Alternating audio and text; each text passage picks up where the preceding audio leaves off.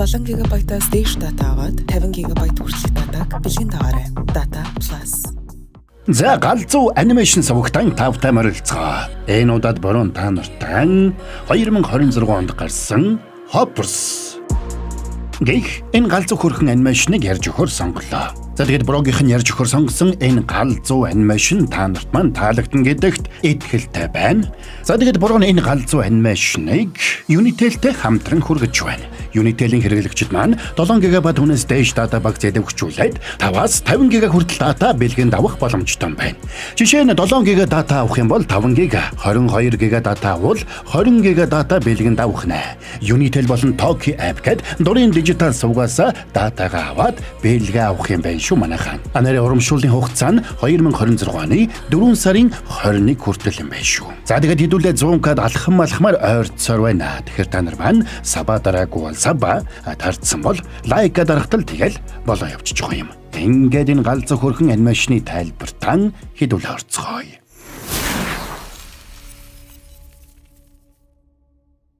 За нэг баг сургуулийн хичээлийн танхимд байдаг нэг аквариумаас Mabel охин нэг яст мэлхий хулгайлж байгаагаар кино эхэлнэ. Тэр мэлхийг үүргэвчэндээ хийгээд тэндээс явах гэж байтал замд нь бусад ангиудад байсан амьтад харагдсан дээр тэр тэдэнд ч бас туслахын тулд өхөр цусыг мэлхий шуу могоо гэд бүгдийг нь үүргэвчэндээ чихлээ. Тэгээд үүргэвчээ дааж ядаад явж байтал Mabel охин сургуулийн цэцэрлэгчтэй таарлаа. Цүнхнээс нь мэлхий дуурсанд цэцэрлэгч охиныг хөөлөө. За тэгээд охинч цугтааж угаад сургуулийн багш нартай хаалц таарж орхино. Мань Mabel өмнө нь ч бас амтан хулгайлж угаад баригдчихсан түүхтэй учраас багш нар шууд л учрыг нь гадарлаад тэрнийг барьж авах гэж оролдоцгоно. Гэвч сандарсан Mabel тэндээс цугтаах гэж оролдохдоо нэг багшийнхаа гарыг хадсанд багш нь барьж явсан аягаа дээш шидэд галын мэдрэгчийг согсонд сургууль даяараа галын тохиолдолд уграад ус цацраад ханан дөлгсөн байсан зурагнууд юу чгүй уурслаа. За ингээд Mabel охины ээж хичээлийн эрхлэгчдээр дуудагдаж буцах замдаа тэрнийг толгой төрөөгүй загнана. Чамайг амьтдад хайртагч нь ойлгож байна. Гэхдээ чи хүн хазаж болохгүй шүү дээ. Ингэж болохгүй. Ээж би ажилд явах хэрэгтэй наа. Та Mabel-ийг хэдэн цаг хараад өгчөөч. Ингээд сэтгэлээр унсан Mabel охин модны мөчөр дээр гарч суулаа.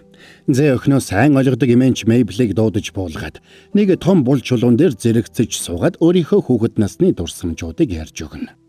Эмээн багада айхтар ууртай хүүхэд байлаа. Уурандаа шууд л хүүхдийн нүрэлүү цогчдаг байсан. Гэвч удалгүй би уураа барьж сурсаа. Нууцыг нь мэдмээр байна уу? Чи чив чимээгүй суугаад байгалыг анхааралтай ажигла. Бас сонс. Тэгээд тэр хоёр хэсэг зур нам гүм суусанд байгалийн дуу чимээ тэрнийг ховсдох мэт болж Mabel охин өөрийн ирэхгүй тайвширж эхэллээ. Дээрдж байгаа биз? Энэ бол байгалийн эд шид. Өөрөөсөө илүү агуу зүйлийн нэг хэсэг гэдгээ мэдрэх үед уур тэр дороо гарчихдаг юм. Имэ би энд өдөр бүр ирж ээж болох уу? Бололгүй яах вэ? Энэ бидний онцгой газар болж болно шүү дээ. За тэр цагаас хойш Mabel охин байнга имэ дээрээ ирж имээтэйгээ хамт байгальд байх болжээ. Амьтанд хайртай Mabel амьтны ном уншиж байгальдах амьтдыг судалдаг байлаа. Тэр цагаас хойш он жил өнгөрч бяцхан Mabel өсвөр насны охин болжээ. Харин имээ нөөд болсон байлаа хөрхий. Mabel охин одоо имээтэйгээ тоглож үссэн ойгоо дотор нүгэн амьтадтай хамгаалахын төлөө чадах бүхнээ хийдэг тэмцэгч болжээ. Тэр нэг өглөө ойдон амьдардаг минжнүүдийн босгосон даланг дэлбэлэх гэж байсан барилгын ажилчидтай муудалцаад тэдний ажилд саадуулна. Тэгсэн тэр үеэр төслийг удирдах байсан Beaverton хотын захирагч Jerry Generazzo тэдэн дээр ирээд Mabel-тэй уулзлаа. Тэр хоёр бие биенээ сайн мэддэг, бас уулзах бүрдээ хэрэлддэг байсан учраас биенээ харсан даруйдаа дахиад л зогсоо цайгүй хэрэлдсэнд тэнд байсан ажилчид бүгдээрээ мэл гайхацгаана. Mabel, би чамтай дандаа ингэж маргаад байж чадахгүй. Дандаа ингэж маргахгүй байх боломж байгаа штий. Та зүгээр л хөдөлгөөнгүй зогсоод энэ сайхан байгалыг анхааралтай ажиглаж бас сонсож болно штий. Ингэхэд амьтад хайцсан. Хэд хоногийн өмнө л байсан да. Бидэнд чамтай зууралдах цаг алгаа, далан дээрээс холд хүүхдээ. Би 19 шүү. Тэгээд ч би эндээс холдохгүй. Тэгсэн удалгүй цагдаа нар ирээд тэрнийг дамжлаад аваад явчлаа. Хотын захирагч Jerry хойг дайрсан тэр дундаа Mabel-ийн имээтэйгээ амьдардаг байсан ойн цорхойг дайруулад маш том хурдны зам барихаар төлөвлөсөн байсан нь тэр байж. Хурдны зам барихаар төлөвлөсөн. Энэ нэг л юмтай адилхан сонсогдоод байна да. Тийм ээ манайхан. За тэр ч яах вэ? За харин он амьтдад хайртай Mabel тэрнийг зогсоох гэж байдгаараа хичээжсэн ч хүчин мөхөстлөө. Тэр төслийг зогсоохын тулд 48 цагийн дотор хотын иргэдийн дээлэнхийн гарын үсгийг зурулж авах ёстой гэдгээ мэдсэн Мейбл сэтгэл шулуудаж айлаас айл дамжин гарын үсэг цуглуулахар явсан ч үр дүнд хүрсэнгүй. Хотын иргэд бүгдээрээ тэрнээс угтааж байсан бол хотын тэжээмэл амьтад Мейбелд тун сайн байлаа. Ингээд өдөржин хичээсэн ч Мейбл нэгч гарын үсэг зурулж чадсангүй. Харин нөгөө талд хотын захирагч хурдны замаар дамжуулаад жижиг хотоо зэргэлдэх их хоттой холбох болно гэж зурагтаар сурталчилж байлаа. Гэвч тэрний сурталчилгаанаас Мейбл нэг чухал зүйлийг олж мэднэ. Можийн удирдлага тэрэнд хурдны зам барих зөвшөөрөл өгсөн нь тэр ойд ямар ч амтан амьдардаггүй гэж баталсантай нь холбоотой байж. Хэрвээ тэр ойд амьтад амьдардаг гэдгийг баталж чадвал мужаас зам бариулахаар өгсөн зөвшөөрлөө цуцлах юм байна гэдгийг Мейбл охин ойлголоо. Тэгэд маргааш нь тэр өөрийн сурдаг Бивертний их сургууль дээр очиод биологийн багш Сэмээсээ тусламж хүсдэг. Тэгсэн багш нь тэрэн туслахыг хүссэн. Учир нь Мейбл ойн цоргоогоор хэд өвчлсөн эннээсээ болоод хичээлдээ суухгүй байгаад нь биологийн багш нь туйлын дурамжхан байдаг. Мейбл минь чи үрд коллежид байхгүй штэ. Чи ирээдүгөө бодох хэрэгтэй. Манай ойн ирээдүй яах юм?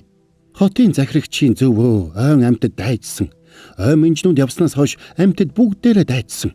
Эмээгээ өөд болсноос хойш чамд хэцүү байгааг ойлгож байна. Гэхдээ Мейбл чи тэр газрыг аварч чадахгүй. Тийм гэж юу? Ганцхан минжнүүд л чадна. Тэгээд багш нь тэрэнд хэрвээ цөөрөмд минж эргэж ирэх юм бол тэр хавийн экологийн тэнцвэр эргээд сэргэж ан амьтад эргээд ирнэ гэдгийг ойлгуулсанд Мейбл ч баярлж минж олохоор шийдэд тэндээс гуйлаа. Сэтгэл нь хөдөлсөн Мейбл татарсан голын эрэхт очиод минж барихаар занг тавьж өдөржин хүлээсэн ч ямар ч нэмэр болсонгүй. Сэтгэлээр унсан тэр ээжигээ өөр муж руу нүүхэд эмээгээ асарахаар эмээ дээрээ үлдэлснээ эргэн сандаг. Тэр эмээтэйгээ завл гарвал цөөрмийн дэрэгдэх бул чулуун дээр суудаг байж. Эмээ нь өөд болохоос өмнө энэ газрыг харж хандаарай гэж тэрэн загсан байлаа. Ингээд арга мухардад байж өтөл гинэд чимээ гарч татарсан цөөрмийн нөгөө эргээс нэг минж гарч ирж байгааг хараад Мейбл их баярлнаа. Тэгсэн нөгөө минж тэрний үлдээсэн ногоог үнэрлчихэд шууд хажуугаар нь гараад явчлаа. Сандарсан Мейбл тэрнийг барихаар хойноос нь гүйсэн ч гинэд нэг машин давхиж ирээд нөгөө минжийг аваад явчлаа. Мейбл ч скейтбордоо унаад хойноос нь дагнаа. Тэгсэн нөгөө машин Бивертон хотын их сургуулийн хашаа руу ороод зогсчлоо. Мейбл ч машиныг дагаад их сургууль руу ороод отогч нэвтэртэл нэг хачирхалтай зүйлийг олж харна. Юу гэвэл нөгөө минж сургуулийн коридороор алхаж явснаа ханаас ч юм нэг карт гаргаж ирээд лабораторийн хаалганд уншуулад дотогш орчихдог. Гайхсан Мейбл ч араасан сэм нэвтэртэл нөгөө минж явсаар нэг тусгай төхөөрөмжтөр очиод зогссон даруйдаа унтарч хажууд нь тусгай төхөөрөмж толгойдоо холбосон байсан профессор Сэм ухаан ороод босоод ирдэг. Тэгсэн профессор Сэм хамтрагчдтайгаа хамтраад робот минж рүү оюун санаагаа шилжүүлдэг туршилтыг нууцаар эхлүүлсэн нь тэр байж. Тэдний ажлаа хатуу нууцлах ёстой гэж үзэж байлаа. Энэ зүйл хизээч буруу хүмүүсийн гарт орж болохгүй. Ямар зүйл? Мейбл, та нар амьтдад ингэж хандаж болохгүй штэ. Тэгсэн эрдэмтэд тэдэнд лабораторио үзүүлсэнд тэнд хэвдэж байсан амьтад нь бүгд 3Д-гээр хэвлэлсэн робот амьтад болохыг ойлголоо. Тэгээд профессор Сэм тэрэнд өөрсдийн эхлүүлсэн Hopper's төслийг танилцуулна.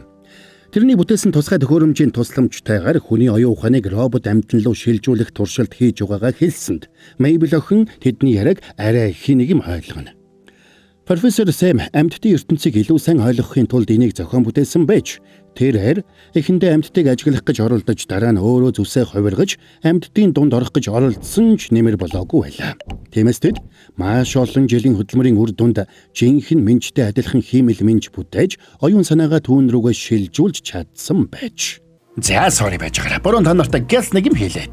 Тэгэхээр Unitel-ийн хэрэглэгчид маань 7 ГБ түүнээс дэш дата багц идэвхжүүлээд 5-аас 50 ГБ хүртэлх дата бэлгэнд авах боломжтой юм байна. Жишээ нь 7 ГБ дата авах юм бол 5 ГБ, 22 ГБ дата авал 20 ГБ дата бэлгэнд авах нэ. Unitel болон Tokyo App гэд дурын дижитал сувгаас та нар маань датагаа аваад бэлгээ аваарай.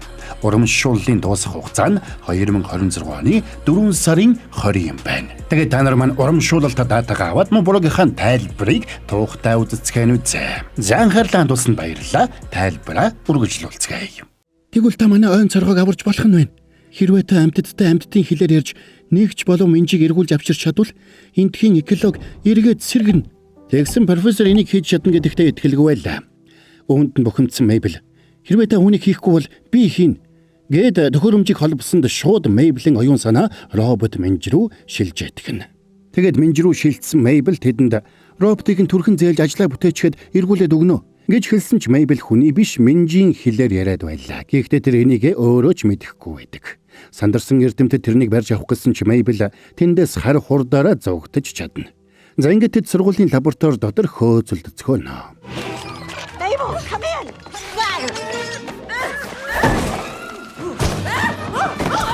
Mabel, get back here! Stop! Ингээд их сургуулиас зогтож гудамжинд гарч амтсан Мейблийг дөнгөж ил гартал шар шуунес жирэ тэрнийг шүүрж аваад нэсчихнэ. Том одоо бай хоол минь. Миний ангаах хануудад хоол хэрэгтэй байна. Сандарсан Мейбл шар шуутай тэмцэлдснээр савраас нь мултарч доош унлаа. Тэрнийг сэрхэд айл хэдийн өглөө болчих. Хажирхалтаар Мейбл ойн амьтдын яриаг бүгдийг нэгэнгүй ойлгоод байлаа. Энэндээ хөлн газар хүрэхгүй баярлж наас цаашаа гүйсэн бол бусад амьтад тэрнийг гайхан харцгаана. Тэгээд тэр ойн амьтад дээр очиод өөрөөс нь өөр ганцж болов Минж хаанаас олж болохыг асуусан ч хинч тэрэнд тусалсангүй. Гэвч аз болоход нэг хаалц тэрнийг горх руу очиж үзхийг зөвлөдөг. Мейблийг тийшээ очтол тэнд нэг тарган унтаахаа Минж сууж байлаа. Баярлсан Мейбл тэрнийг хамтдаа цөөрөмлөө яваад далан босгож амьтдыг эргүүл цуглуулахыг ятгсан ч тэр унтаахаа ёор тоохгүй байлаа. Тэгээд тэрнийг урсгал дагаад явах гэтэл бутан дундаас аимшигт баавга өсөрч гарч ирээ тэр Минжийг идэх гинэ. Энийг харж сандарсан Мейблч тэрэн лүү дайран орлоо. Хөөе баавга чи энийг иж болохгүй. Наадах шин чамаас илүү надад хэрэгтэй байна. Наадахаа тавиадах. За тавилаа да. Чи одоо яагаад байгаа юм бэ? Тийм ээ яагаад байгаа юм бэ? Яагаад амийг нь амарсан бэ гэж юу? Тэр чамайг идэх гэж байсан шүү дээ. Тийм ээ эн чинь энэ цөөрмийн л дүрм шүү дээ. Юу нэ? Тэр хэн нэгнийг идэх ёстой шүү дээ. Тэгээд л намайг байрсан хэрэг. Андаа чи намайг идэхийг хүссэн хിവэрэ вэ нөө? Гүй одоо идэх хүсэл алга болчлоо. За ингэж баавга Минж хоёр цөөрмийн дүрмийг зөрчсөн Мейблийг дагуулад хаан лууга явцгаана.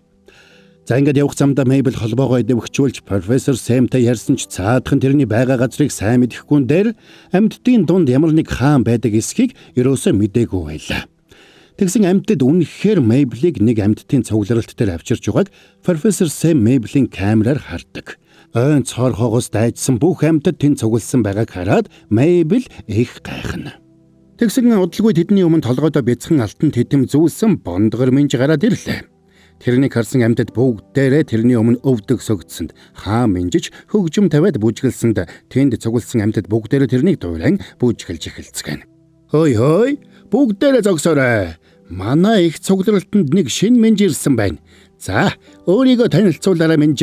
Нэрээ хэлдэ. Мейбл эрхэмдээцээ. Эрхэмдээдэс чинь миний аав. Харин намайг Жорж гэж дуудаарай. Баавга уг нь намайг идэх гэж байсан чинь энэ хачин нөхөр дундуур ороод цаад болчихсон. Наадах чинь дүрм зөрчсөн хэрэг байна да. Гэвч Мейбл тэдний дүрмийг юусоо мэдэхгүй байсан учраас Жорж тэрнийг дагуулад өөрсдийн дүрмийг танилцуулдаг. Тэдний эхний дүрм нь тентхийн бүх амьтдын нэрийг цээжлэх байлаа. Бүх Минжнүүдээс эхлээд тэнгэрт нисэх шуу тэр бүхэл газрын шоргоолчнуудыг хүртэл Жорж нэрээр нь мэдэж байдаг. Харин хоёр дахь дүрм нь идэх ёстой бол ид. Гурав дахь дүрм нь бүгд хамтдаа байх гэсэн дүрмүүд байлаа. Гэвч тентхийн амьтад бүгд Жоржийн урилгаар энд ирээд бүгд эдгээр дүрмүүдийн дагуу амьдрах болсон нь тэр байж. Жорж бүх амьтдыг тэр бүхэл хүмүүсийг хүртэл яг л ийм дүрмээр амьдардаг гэж итгэдэг. Тэгсэн Мейбл хүмүүсийг тийм биш ээ гэж тэрэнд ойлгуулах гэж зүтгэсэн ч Жорж энэнд нь итгэхгүй байлаа. Хэрвээ чам тэгэж бодогдсон бол тэд зүрхэндээ яг л бидэнтэй адилхан байгааг чи олж хараагүй гэсэн үг. Уучлаарай, би нэг чухал зүйлийн талаар ярих гэдэг. Хоёулахнаа ярилцчихвол уу? За тэгье дээ. Гэхдээ чамд нэг юм хэлчихье. Би бол ажилтайгаа гэрэлсэн амьтан. Тиймээс надад одоогоор хос хэрэггүй. Чи эхнийх нь биш, бас сүүлийнх нь биш гэдгийг би мэдэж байна. Биш та шал буруу ойлгоод байна. Тэр жижиг хэсгийг харж гинүү? Тийшээ хэдэн минь явуулчаа. Тэгээд тэнд багхан далан бариад тэгээд л болоо. Тийшээ юу? Тийшээ ч хинч явахгүй дээ. Хитрхи чимээтэй. Нэг л хачин чимээ. Ингээд тэндхийн бүх амьтад тэр чимээг Мейблд өөрсдийнхөө дуурч үзүүллээ. Тэгээд тэд тэр чимээг Мейблд сонсохоор хамтдаа тийшээ явцгаадаг. Би ч энэ хаваас нэг гардггүй дөө. Зөвлөлтөд уулзах болохоор л гардгийг. Зөвлөлөө? Бүхнээс хүчтэй, бүхнээс эрх мэдэлтэй зөвлөл. Мэдхгүй юу? Мейбл чи их хачин нөхөр байна шүү. Ингээд дөөн захад очиод баригдаж байгаа хавраг том хурдны замын баган руу ойртож очицгоно. Аимшигтай чимээ байгааз ийм л их чимээтэй газар та. Юу гинэ? Би юуд сонсохгүй штий. Тэгэд Мейбл тэр хаваас хүнд сонсогдохгүй зөвхөн амьтдад сонсогддог чимээ гараад байгааг ойлгодог. Гайхсан Мейбл хэсэг хайсны эцэст нэг модны орой дээр чанга ярагч суйрлуулсан болгыг олж харлаа. Тэгэд Мейблийг очтол тэр нь жинхэнэ мод биш, мод шиг болгосон төмөр шум байлаа. Уралсан Мейблийг тийшээ авиртал нэг дэглий нисэж ирсэн нь Сэм профессорын хамтрагч нь байдаг. Тэгэд тэр Мейблийг аваад явах гэсэн ч Мейбл тэрнийг эсэргүүцээд явж өгдөггүй. Энэ зур нөгөө шонгийн бэхэлгээ тасраад ганхаж эхэлдэг. За тэгээ шонго газарт унахад Мейбл шонтой хамт унлаа. Ингээд тэр хав ямар ч чимээгүй болсон дамтдаж баярлцгаана. Урмарсан Мейбл "Амьтдаа хүмүүс бидэнд үлдсэн жаахан газрыг булаах гэж байна. Хамтдаа явж тэмцэцгээе" гэсэнд бүгдээрээ баярлаад тэрнийг дагцгаалаа. Тэгэд Мейбл Жоржос одоо юу хийхийг асуусанд цаадах нь "Бид партид болно" гэж хариуллаа. Үүнийхээр тэд чанга хөгжим тавьж угаад бүжиглэнгээ тэнд далан босгож эхэлсэнд усны төвшинж нэмэгдлээ.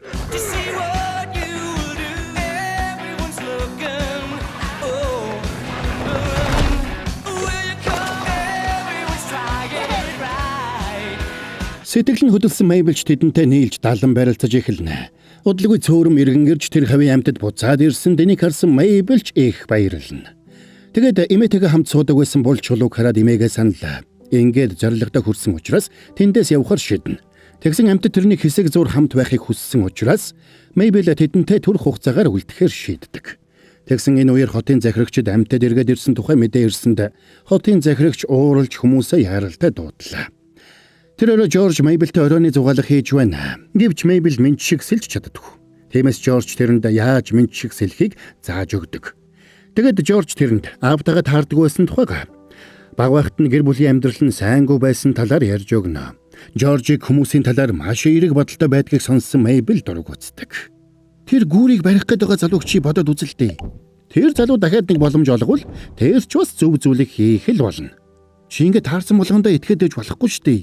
Чамд итгэсэн шиг үү? Гэхдээ чи их өөр юм аа. Чи зөв зүйлийн төлөө тэмцдэг. Бодол санаагаа шууд хэлдэг. Бас юунаас ч айдгүй. Тийм болохоор би чамаас нэг зүйл асуумаар байна. Цөөрмийн Мейбл, чи миний савар болох уу? Савра? Тийм ээ. Эзэн хааны ахлах зөвлөх. Сайн найз. Бас би зулзахгүй учраас чи миний өв залгамжлагч болно. Би чамтай дөнгөж уулзсан байхад яаж чиний залгамжлагч болох юм бэ? Бас намайг хэн гэдгийг чи мэдэхгүй шүү дээ. Тэгсэн энэ үеэр нүрэглэх чимээ гарлаа. Удалгүй тэд хүмүүс ирж тэдний барьсан даланг дэлбэлээд зогсохгүй нөгөө унагсан төмөр модыг олноор нь авчирч дахиад босгож эхэлсэн гэдгийг Мейбл Жорж хоёр олж мэддэг.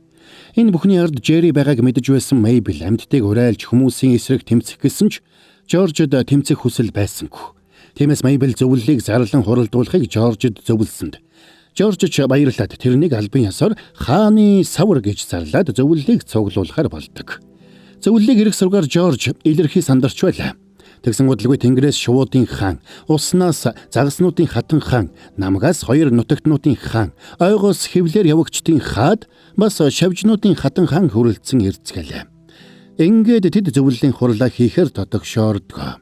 Энэ үед тэднийг Сэм профессорын хоёр хамтрагч алсаас харж байдаг. Занга зөвлөлийн хурал эхэлсэн ч тэнд байсан бусад хаадын аль нь хөхтөн амьтдад туслахыг хүсэхгүй байлаа.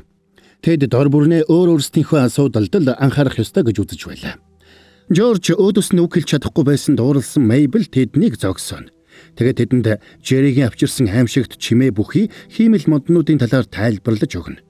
За ингээд энэ бүхний хард Джерри буюу тэдний ойлголтоор хүмүүсийн хаан энийг хийж байгааг хэлсэнд нөгөөдөл бүгд цочирдцгооно. Жил бүр Джерри өөрийн хотыг томруулсаар байх болно. Тэр та нарын газар нутгийг булаасаар эцэст нь та нар ямар ч газар нутаггүй болно. Энэ бүхэн Джерригээс болж байгаа. Хэрвээ бид яг одоо тэрнийг зогсоохгүй бол бид сүрнэ. Энийг сонссон бусад хаад гайхлаа. Тэгээд шавжны хатан хаан бусдыгаа урайлж хүний хааныг няцалахаар болцгоодог. Гэвч үүгээрээ тэд Джерриг алах гэж байгаа болохыг мэдээд Мейбл сандарсан ч цаадуулан сэтгэл шулууджээ. Ингээд амьтдын ертөнц бүгдээрээ санал нэгдэж Джерриг алахаар болцгооно. Ингээд хүний хаан Джерриг гихчийг няцалахаар тогтлоо. Аратнуудыг дууд. Занга шавжнууд нисч гараад агаарт X тэмдэг үзүүлэхэд бүгдээрээ энийг хараад цочирдлоо. Сандарсан Мейбл шавжны хатан хаан ирвэхийг болиулах гэсэн цаадах нь уурлаж Мейбл рүү давшилж гарсанд Мейбл гараа савчуулахдаа санамсаргүй шавжны хатан хаан ирвэхийг нэц цохиж орхилоо. Тэгээд сандарсан Мейбл Жоржийг дагуулад тэндээс цугтаасанд бусад хаад тушаал өгч амьтад тэр хоёр руу дайрцгаана. Ажуулахад Сэмийн хамтрагч дэглий дайрч ирээд тэр нь туслах гэсэн ч чадалгүй эвдэрч эхлэв. Ингээд Мейбл Жорж хоёрын лаборатори руу зугтаах боломж үгүй болсонд тэр хоёр хавцлаас үсэрч могойнуудаас зугтааж чаддаг. Энэ үеэр амиа алдсан Ирвэхэ хатан хааны авгалдаа өөрийгөө шавжны хаанаар өргөмжилж байлаа. Тэгээд тэд хамтдаа эхлээд Жерийг буулгаж авахар шийддэг. Харин нөгөө талд Жорж Мейбл уурлаад салж явах гэж байлаа. Мейбл, би чамайг савраа болгосон. Гэтэл чи хүний хааныг үхлийн аюулд оруулж, намайг газар нутгаас минь хөөлгөж, бас хамтрагчийг минь алчлаа. Одоо надад зөвлөл рүү буцаж очиод хүний хааны амийг өршөөхийг гуйгаад хувь давлантайгаа эвлэрхээс өөр зам үлдсэнгүй. Ингэж Жоржийг явах гэсэн Мейбл тэрэнд бүх хүннээ хэлдэг. Тэр бүхнийг сайнаар өөрчлөхийг хүссэн ч юу ч өөрчилж чадахгүй байгаадаа гутарсаар явсан нь тэр байж. Намайг ингэж бүх зүйл дээр ялагдаж, бүх зүйл дээр дээрлэхүүлж байхад яагаад намайг хинч тоодгүй юм бэ? Би чамд тусалнаа. Тэр газар чамд чухал бол надад ч бас чухал гэсэн үг. Гэхдээ чи надад дахиад итгэж чадлаа гэж юу? Итгэл гэдэг далантай л адилхан. Заримдаа нүх гарч ус гоождогч таглахад л болно. Гэхдээ бид хүний хааныг амийг бас аварна. Учир нь бид үргэлж хамтдаа байдаг. За ингээд тэд хамтдаа Жерийг ятгах цөөрмийн газар нутгийг эргүүлж амьтдад өгүүлээд амьтдын хаадыг Жеритэй эвлэрүүлэхээр шийддэг. Хөөхий тэр Жери одоо үхтлээ айчсан байгаа бах та. Гэвч Жери айх нь битгийх л харин ч баяртай байлаа. Учир нь хурдны замын барилгын ажлын нээлтийг эхлүүлэхэд бэлэн болсон нь тэр. Жерийг тэр өглөө гэрээсээ гарахад хотынхан бүгдээрээ тэрэнд баяр хүргэцгэн. Тэгээд тэрнийг машиндаа суумагц Мейбл болоо тэрний найзууд машинд нь түгжиж угаад утсаар нь дамжуулаад тэрний амнаас аюулд ороод байгааг хэлдэг. Чиний амнаас аюулд ороод байна. Чи амьд гарыг гэвэл яг бидний хийснээ хийгээрэй. Хэри, бишээ, Жери. Та нар миний нэрийг мэддэм үү? Та нар өшөө авахар ирсэн юм уу? Тайвшир бороо. Машинаасаа цөөрөм рүү яв. Тэгээд тойрог замын төслөө зогсоо. Тэгвэл хинч хохирохгүй. Гэхдээ би энийг хийж чадахгүй шүү дээ. Тэрнийг их сандарсан байгааг харсан Жорж тэрэнд тайвшруулагч тосоо түрхэж өгсөн бол Мейбл тэрнийг яаруулсанд Жерич цөөрмийг чиглээд хөдөллөө. Учир нь хар хэрээнүүд сүргэлж тэрнийг дагаж эхэлжээ. Гэвч замдаа Жери гинэт цонхоо онгойлгоод тэднийг машиныхаа цонхоор унгаах гэж оролдсонд Мейблээс бусд нь машинаас унчихлаа. Гэвч аз болоход баавгаа яриад тэднийг аварна. За ингээд машинд ганцаараа үлдсэн Мейбл Жерийг зогсоох гэж оролдож байтал профессор Сэм машинтайгаа тэднийг гүйцэж ирээд Мейблийг зогсоох гэж оролддог. Гэвч Мейбл Жерийг зогсохоос нааш явахгүй гэж гүрэлээ. Гэтэл гинт тэднийг дагаж нисчүүлсэн сүрэг шувуунууд ус руу шумбаад уснаас том авраг загсыг дамжлаад гаргаад ирдэг. Оо чи Мейбл байх нь. Мейбл жоохон холдож байхгүй юу? Би нэг зураг тулгаад хараадах юм. Мөн байна. За залуусаа одоо хамтдаа нэгдээд энэ нөхрийг сайхан няц дарцгаая. Мейбл чи наанасаа холдож байхгүй юу? Гэвч Мейбл тэднийг болиулах гэж оролдоно. Гэтэл шуудаж авраг загсыг дамжлаад Жеригийн машин руу дайрлаа. Мейбл Жерийг тайвшруулах гэж байдгаараа хичээж ирсэн ч тэр хоёр ерөөсөө ойлголцдоггүй. Тэгсэн энэ үед профессор Сэм тэдний машиныг гүйцэж ирсэнд тэрний машин дотор Мейблийн бие байгааг хараад Мейбл цочирдлоо. Тэгээд тэд Мейблийг барих гэж оролдсонд Мейбл ч чадлаараа бултнаа. Ингэхдээ тэр профессор Сэмийн чихэнд байсан холбоог аваад Жерид өгөх гэж оролдлоо. Гэтэл гинт Жеригийн машин дээрээс авраг загас унаад ирнэ. Ах хэрэггүй. Чи одоо нэг хүчтэй хазуулах мэдрэмж аваад тэгээд л үхэх болно. За бэлдээрэй. Тэгсэн Жеригийн хазуулахад Жорж найзуудынхаа хамт үсэрч ирээд авраг загсанд саад болох гэж оролддог. Энэ үед Мейбл Жеригийн чихэнд холбоог суулгаж өгсөнд Жери яриаг нь ойлгож угаадаа их цочирдно. Тэгээд тэр Минжиг Мейбл болохыг сонсоод өөрийгөө зүүдэлж байна гэж бодоод жолоогоо тавиад ундах гэж оролддог. Байтал буруугаар эргэж байгааг ойлгосон Мейбл тэрний жолоог мушгиж замаас гаргасанд авраг загасч мултраад улс руу унлаа. Харин Жеригийн машин мод мөргөө зогсноо. Энэ бүхэн зүүд биш болохыг ойлгосон Жери галзуурахад ганц хуруу дутуу байлаа. Харин Мейбл тэрнийг тайвшруулах гэж байдгаараа л хийж байна. Мейбл өөрийг нь аврах гэж байгааг ойлгосон Жери их баярлана. Гэвч амиа аврахын тулд хурдны замыг зогсоох ёстой гэдгийг сонсоод Жери эрс татгалздаг. Амнаас нь аюулд орчход байхад хүртэл амбицаасаа салж чадахгүй байгаа Жерийг харсан Мейбл сүүлдээ тэсгэл алдаж тэрний байгаа газрыг шувуунуудад хаашгираад хэлж өгнө. Энэ чиний сүүлчийн боломж шүү. Хурдны замыг цуцал. 3, 2, 1. Тэгсэн энэ үеэр Сэм профессорын багийнхан тэрнийг шүүрч аваад машиндаа суулгах гэж оролддог. Тэгэд Мейблийг бие рүү оруулсанд Мейбл сэргээд өөрийг нь өгчлээ гэж бодож байгаа Жоржийг хараад тэрэнд өөрийгөө ойлгуулах гэж оролддог. Гэвч хөөхий Жорж ойлгохгүй Мейблийн бенжний биеийг авч явах гэж оролдоно. Гэтэл гэнт олон могоо дайрч ирээд тэднийг нөмөрсөнд Мейбл ухаан алдаад ундаг. Тэрнийг ухаан ороход Жерри тэр хоёрыг Сэм профессорын лабораторид санал таньхуулжээ. Могойнууд Сэм профессор болоод тэрний туслахыг хэрэгшээлдээ оруулсан байлаа. Удалгүй тэдний нүдэн дээр Ирвэхэнүүдийн шинэ хаан гарч ирээд тушаал өгсөнд профессор Сэмийн машин ажилч Шавжны хаан Ирвэхэн оюун санааг хүний робот биелүү шилжүүлж орхино. Data Plus урамшуулал эхэллээ. 7 ГБ болон түүнээс дээш дата аваад 50 ГБ хүртэлх датаг бэлгэнд аваарай.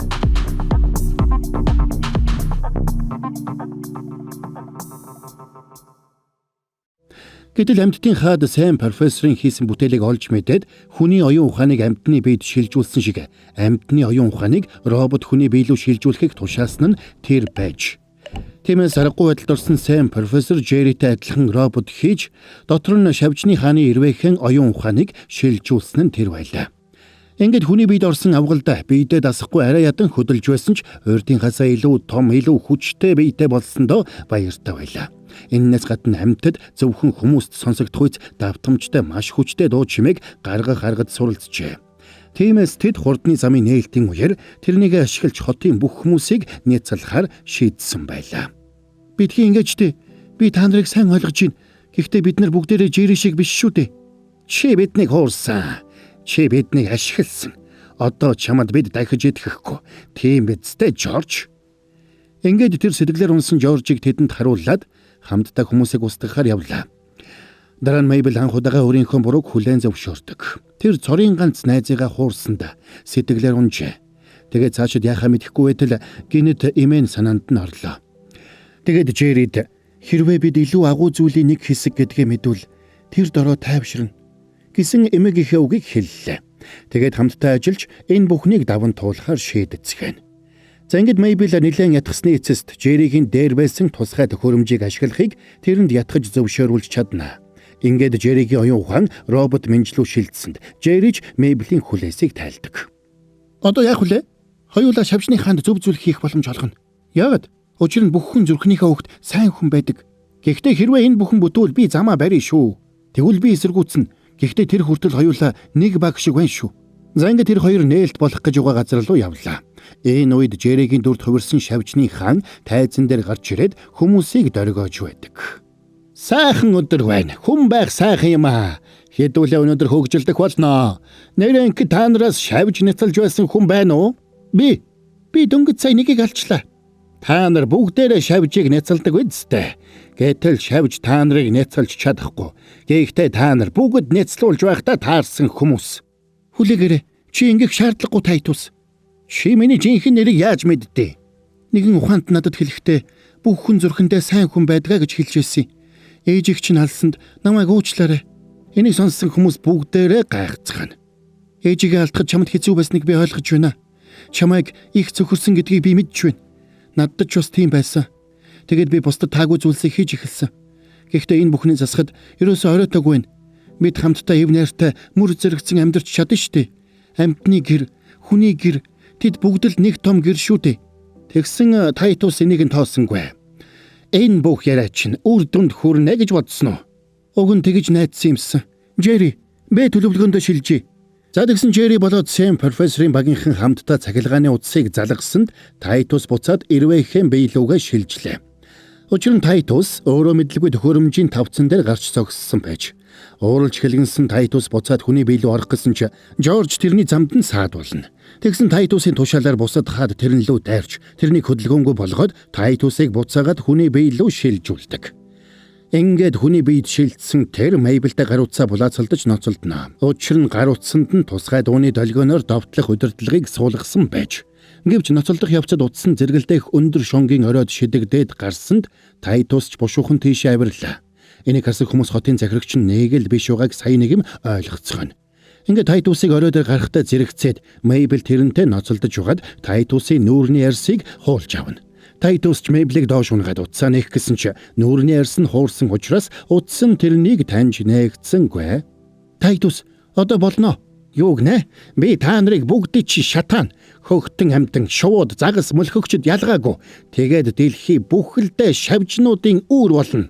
Тэгэд ууралж хэлгэнсэн Тайтус шонгийн орой дээр байсан чанга яригчийг доош шидэх гэсэн ч шонтойгоо хамт унсанд тэр хав бүхэлдээ галд шатаж эхэллээ. байдал буруугаар эргэж байгааг ойлгосон Жорж ч хүмүүст туслахаар ухс хийсэн бол шавжнуудын хаан ирвэхэ болсноо анзаарахгүй бүгдийг шатаан гэж хашгирч яваад мэлхэний хоол болгодох нь. Жоржиг очиход Мейбл эмээтэйгээ суудаг байсан бол чулууны эргэн тойрны галыг унтраах гэж хичээж байлаа. Тэгсэн гинт дээрээс нь мод унахта Жоржиг дарж шархтуулсанд сая нэг ухаан орсон Мейбл ч цөөрмөө орхиж Жоржиг тэврээд тэндээс зугтахаар шийддэг. Аз улхад Баавга болон тэрний найзууд ирээд Мейбл Жорж хоёрыг галаас гаргахад нь тусалдаг. Ингээд аюулгүй газарт очисон хойно тэд хойн түүмэр амьдтын байсан хэсэглүү биш. Харин цаашаага хот руу нүүж байгааг хараад хамтдаа хүмүүст туслахаар шийдлээ. Тэгээд тэд Жоржийн байгуулсан авраг том даланг нураахаар болно. Ингээд бүх хамтд хамтдаа хүчээ нэгтгэж авраг том далангаа нураасанд далангаар хашигдсан байсан их ус даланг зад тавин урсаж хотыг нөмөрч авах гэж байсан түүмрийг бүрхэн унтраалаа. Энэ бүхнийг харсан хотын захирагч Джерри амьдтын хүчээр хот нь шатлгүй үлдсэн болохыг ухаарна. Бүх зүйл дуусаж түүмэр унтарсны дараа Мейбл Жоржийг дагуулад цөөрөм рүү очтол тэр хав бүхэлдээ түүмэрт шатчих. Гэтэл хотын захирагч Джерри хүн хүч дагуулж ирээд тэр хавийг хуучин хэвэнд оруулахаар айжилж эхэлдэг. Үүнийг сонссон Мейбл ч баярлсан бол Жорж ч хүмүүстэй эвлэрсэндээ баяртай байлаа. Удалгүй менжнүүд ширгсэн цөөрөм дээр ирээд ажиллаж эхэлсэн бол хүмүүс ч тэр хавийг цэвэрлэж эхэлцгэн. Ингээд Мейбл Джерри хоёр ойлголцож хурдны замыг өөр газраар тавихаар болдог. За тэгэд хэсэг хугацааны дараа Мейбл сургуулиа төгсөхөр болж Сэм профессор дээр иртэл Сэм профессор төслөө хааж өөр тийшээ нүүх гэж байлаа. Гэхдээ тэр энэ удаад өмнөхөөс өөр нэг төсөл дээр ажиллахаар шийдсэн байж. Тиймээс Мейбл тэр шин төсөл дээр нь хамтрахаар болдог. Тэр өдөр Мейблийг эмээтэйгээ суудаг байсан бол чулуун дээр ирэхэд тэнд нь Жорж сууж байлаа. Ингээд тэр хоёр Мейблийн утсаар дамжуулаад ярилцаж эхэлснээр энэ галзуу анимашн маань дуусаж байгаа юм.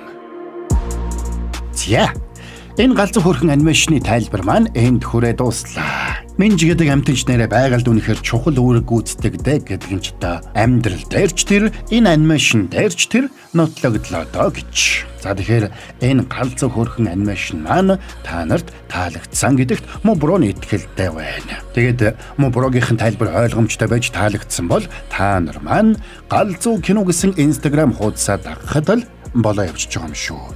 Бас сабадраагүй саба дарцсан бол лайк дарахад л болоо явчих юм. Тэгээд Моброн энэ галзуу хөрхэн анимашныг Unitel-тэй хамтран хүргэлээ. Unitel-ийн хэрэглэгчид маань 7 ГБ түүнээс дээш дата багцээд өгчүүлээд 5-аас 50 ГБ хүртэлх дата бэлгэн даваарай.